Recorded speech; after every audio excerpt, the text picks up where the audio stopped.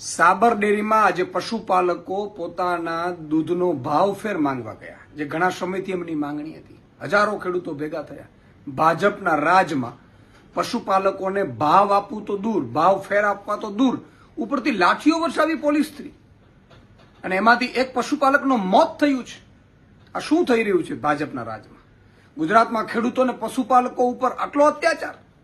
એમને તમે ન્યાય આપી નથી શકતા, એમની હાલત સુધારી નથી શકતા, એમને પશુપાલકોને દૂધનો ભાવ આપી નથી શકતા, ભાવ ફેર આપી નથી શકતા, અને તમે ડેરી સંચાલકો મોજ કરો છો તમે વિદેશોમાં. અને એ જ્યારે ભાવફેર માંગે, પોતાનો હક માંગે, તો લાઠીઓ વરસાવીને એમને મોત આપો છો. ભાજપના રાજમાં હવે પશુપાલકો અને ખેડૂતોને મોત મળતું થઈ ગયું. આ ખૂબ જ દુઃખદ ઘટના છે. આ માફ ન કરી શકાય એવી ઘટના છે.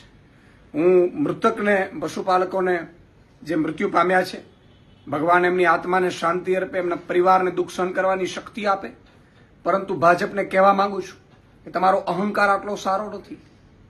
તમે ખેડૂતો અને પશુપાલકો ઉપર જે અત્યાચાર શરૂ કર્યો છે એ ક્યારે સાંખી લેવાય એવું નથી. અને તમે ખેડૂતો અને પશુપાલકોની ધીરજની કસોટી કરી રહ્યા છો.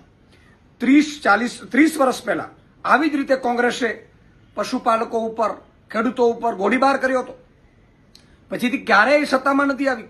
કોંગ્રેસનો અહંકાર હતો, એને અહંકારને ઉતારી દીધી હતી ખેડૂતોને, પશુપાલકો, એને ભાજપ સરકાર લાવ્યા. 30 વર્ષમાં ભાજપને પણ આ જ અહંકાર આવી ગયો છે. તમે જે રીતે અત્યારે ખેડૂતો ઉપર ને માલધારીઓ ઉપર ને પશુપાલકો ઉપર અત્યાચાર કરો છો, ગોચરો રહેવા નથી દીધી, સામે પક્ષે દૂધના ભાવ નથી મળતા, ભાવ ફેર નથી મળતા, અને તમે જેટલા પણ ભાજપના કાર્યક્રમો કરો એ ડેરીઓમાં ઉધરાવી અને તમે એ રૂપિયા ચાવ કરી જાઓ છો. આ ક્યારેય પશુપાલકો સાંખી નહીં લે. આ ખેડૂતની, પશુપાલનની જે હત્યા કરવામાં આવી છે ભાજપ સરકારમાં, એ ક્યારેય સાંખી નહીં લેવામાં આવે. ખૂબ જ દુઃખદ ઘટના છે. 54 લાખ ખેડૂતો અને લાખો માલધારીઓ, પશુપાલકો આ મામલે ભાજપથી હવે નફરત કરશે. ભાજપને આની કિંમત ચૂકવવી પડશે.